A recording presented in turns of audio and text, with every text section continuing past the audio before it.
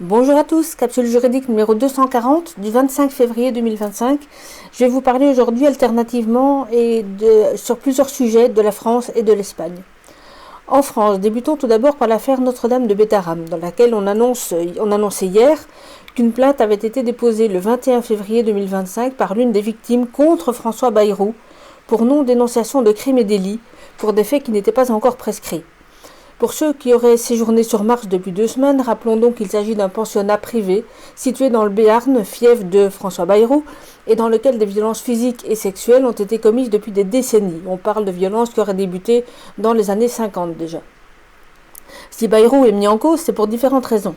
Il occupait une fonction officielle qui aurait dû l'amener à intervenir et à susciter une enquête pendant toute une période, et au lieu de cela, il n'a à tout le moins rien fait, ou même pire, aurait pu, ici je le laisse au conditionnel me basant sur les témoignages d'un gendarme qui enquêtait sur l'affaire à l'époque, mais rappelant qu'il y a une présomption d'innocence, il aurait pu donc contribuer à ce que ces plaintes soient mises sous le tapis. Ceci est donc pour l'instant au conditionnel. Quant à la connaissance qu'il avait des faits eux-mêmes, celle-ci n'est par contre pas contestable. Ses enfants étaient scolarisés dans l'établissement, sa femme y enseignait, et la plainte dont il est question aujourd'hui démontre encore qu'il avait connaissance des faits. Par ailleurs, un nouveau témoignage diffusé hier sur la 2, sur la deuxième chaîne française, démontre également qu'un autre professeur qui exerçait en même temps que la femme de M. Bayrou avait sonné l'alerte à plusieurs reprises, une prof de maths. En outre, ces mensonges répétés depuis le début de ce mois de février 2025, notamment devant l'Assemblée nationale, sont pour le moins, on va dire, inquiétants ou révélateurs. Revenons à l'article publié le 24 février 2025, donc hier, sur le site de TF1, accompagné d'une vidéo contenant une interview du plaignant, qui dit notamment ceci, l'article dit notamment ceci, je cite, « Le quinquagénaire a affirmé avoir été témoin d'une scène de violence alors qu'il était en étude avec la fille aînée de François Bayrou et que celle-ci a forcément raconté la scène à ses parents, selon Sud-Ouest. Il espère que sa démarche permettra de rallonger le délai de prescription. » Fin de citation. Le but est donc purement procédural, afin d'éviter que ces faits soient prescrits, on interrompt la prescription de manière à faire courir de nouveaux délais. Au total, tout suspect confondu, incluant donc désormais notre actuel Premier ministre, on est à environ 140 plaintes selon la vidéo disponible sur cette même page du site de TF1. Puisqu'il ne faut jamais passer à côté de l'occasion de rigoler, je vous renvoie également à ce sujet vers une vidéo que j'ai publiée lundi sur mon canal Telegram Maître X officiel. Alors on avait déjà entendu Elisabeth Borne qui s'indignait, non pas des faits eux-mêmes, non pas de l'éventuelle implication dans une mesure à déterminer de François Bayrou, mais uniquement de ce qu'elle considère comme une attaque politique de certains partis. Donc voilà, ça montre tout de suite les priorités, il n'y a rien à dire, le scénario est parfait, ça pourrait presque réveiller les parents qui dorment encore. Et dans ce grand film auquel nous assistons et le cirque des déclarations politiques, j'ai été totalement scotché par une intervention de Madame Juliette Méadel, ministre également. Alors à l'allure où ils sont remplacés, je fais même plus l'effort de retenir à quel ministère ils sont affectés, puisque c'est un jeu permanent de chaises musicales. Bref, cette Madame Méadel affirme froidement sur BFM qu'en réalité cette affaire fait le jeu de Donald Trump et d'Elon Musk, ou, lu entre les lignes, que cela leur profite puisque leur volonté serait d'affaiblir la démocratie. Alors avec tout ce qu'on voit depuis 5 ans, je croyais ne plus pouvoir être surprise, mais manifestement je me trompais. Je suis étonnée qu'elle n'ait pas cité Poutine aussi, mais ça viendra peut-être, c'est peut-être une question de patience.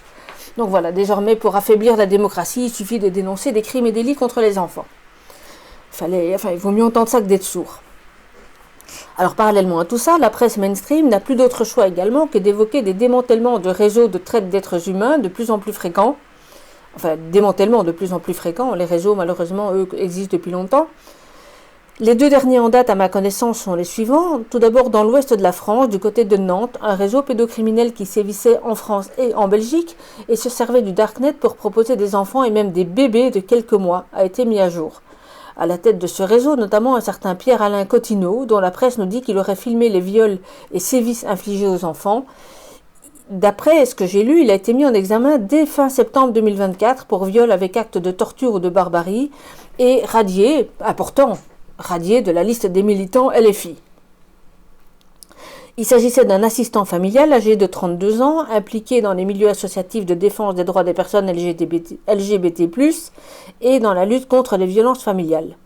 aide-soignant et surtout titulaire d'un agrément du Centre départemental enfance-famille qui lui permettait d'accueillir dans l'urgence des enfants de 0 à 18 ans. Et ceci ouvre une voie royale pour creuser enfin les milieux associatifs qui gravitent autour des institutions départementales ainsi que ces institutions elles-mêmes, notamment l'ASE. On ne nous fera pas croire en effet que ce gars tout seul organise un trafic de centaines voire de milliers d'enfants depuis plusieurs années, tant en France qu'en Belgique. Alors je crois que la presse, j'ai vu ça tout à l'heure, parle de 5 personnes mises en garde à vue, mais à 5 ils ne peuvent pas se charger de tout ça. Donc il faut fournir des enfants à des clients dans 2 pays différents au moins, dont la France qui ne se traverse pas en un clin d'œil à la différence de la Belgique qui est beaucoup plus petite. Il faut des complicités, il faut une mécanique bien huilée. Alors petite question donc quand même sur le timing de la révélation de cette info. On part d'une mise en garde à vue dès septembre 2024, puis en détention préventive. Pourquoi ne l'apprenons-nous qu'aujourd'hui? De 2 choses l'une, soit en effet il restait à arrêter d'autres personnes et la divulgation publique pouvait porter atteinte aux possibilités d'arrestation, soit il y a une raison plus politique, plus cachée, pour que ces révélations arrivent tout en même temps. Écoutez, l'avenir nous le dira. Mais le timing est intéressant. Un autre réseau est également démantelé, c'est la seconde information récente à ce niveau-là, cette fois-ci en Espagne. Alors ça a été annoncé notamment par un média canadien. Le 23 février, la police espagnole annonçait en effet avoir démantelé un réseau de traite d'êtres humains qui aurait exploité plus de 1000 femmes depuis 1 an, la plupart venant d'Amérique du Sud, notamment Colombie et Venezuela. Comme souvent attirés par de fausses offres d'emploi avant d'être, je cite, transférés dans des clubs pour être exploités sexuellement et obligés de travailler à n'importe quelle heure tout en étant surveillés par des membres du réseau qui ne les autorisaient à sortir que pendant 2 heures. Fin de citation. Donc au moins tout ça arrive un petit peu à la surface et permet au public de se rendre compte de certaines réalités. Restons en Espagne avec une nouvelle un peu plus ancienne mais que je n'ai pas encore abordée. L'association Liberum, dont je ne vous avais pas parlé depuis un petit moment, dépose une plainte importante contre Pedro Sánchez, qui était ministre de la Santé en pleine pandémie, mais aussi contre Tedros Adhanom Ghebreyesus, Tony Fauci et Peter Daszak. Pour Peter Daszak, c'est le même que celui dont je vous ai parlé il y a 1 ou 2 capsules en vous disant qu'il avait déjà fait l'objet de mesures de suspension depuis le 6 janvier. C'est l'un des dirigeants de EcoHealth Alliance. La procédure est introduite au nom de l'association, mais aussi au nom de la mère d'un garçon de 14 ans qui est décédé en novembre 2022 après avoir reçu 2 doses de l'injection Pfizer. Il est notamment reproché aux personnes poursuivies d'avoir caché des informations vitales sur la pandémie, ce qui a entraîné des conséquences tragiques et des séquelles permanentes et des millions de morts, en plus d'une rupture économique de millions de personnes. La plainte ferait apparemment 366 pages, est décrite par l'article sur lequel je me base, comme, je cite, dénonçant en détail avec une documentation abondante, fin de citation, les faits invoqués. Elle revient également sur l'origine du Covid-19, à savoir les travaux sur le gain de fonction, essentiellement à Wuhan.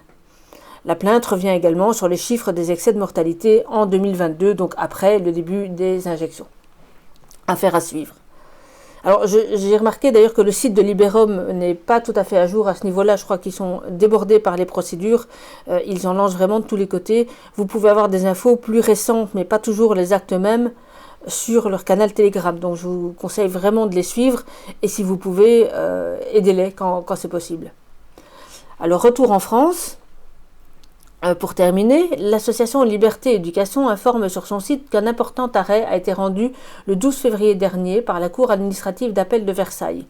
Il s'agissait d'un recours introduit par des parents contre une décision qui leur refusait l'autorisation d'instruire leur fils en famille. Le contexte était très particulier, les parents sont des binationaux, le papa est français, la maman est américaine, et font en outre état du haut potentiel intellectuel de leur enfant qu'ils démontrent par des rapports de psychologues, et de leur volonté de lui assurer un enseignement à la fois adapté mais aussi bilingue, français-anglais.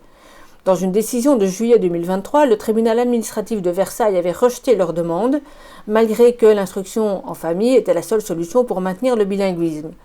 Le père ayant des fonctions militaires importantes au sein de l'OTAN, il était susceptible d'être contraint de déménager souvent, de voyager encore plus souvent, et l'instruction en famille était le seul moyen d'assurer une continuité de l'instruction de l'enfant.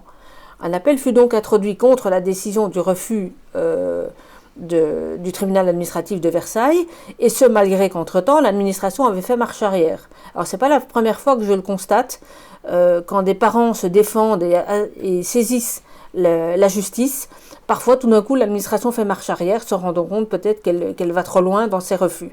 Mais toujours est-il donc qu'ici, l'administration avait fait marche arrière, mais malgré tout, ils ont maintenu leur appel, sans doute pour obtenir une décision qui leur permet d'être à l'abri de nouveaux revirements administratifs en ce qui les concerne, mais aussi probablement, ça je ne fais que supputer, je n'en sais rien, pour permettre à l'association qui a publié cette décision et qui apparemment les aidait, de disposer également d'une jurisprudence qui soit susceptible d'aider d'autres familles.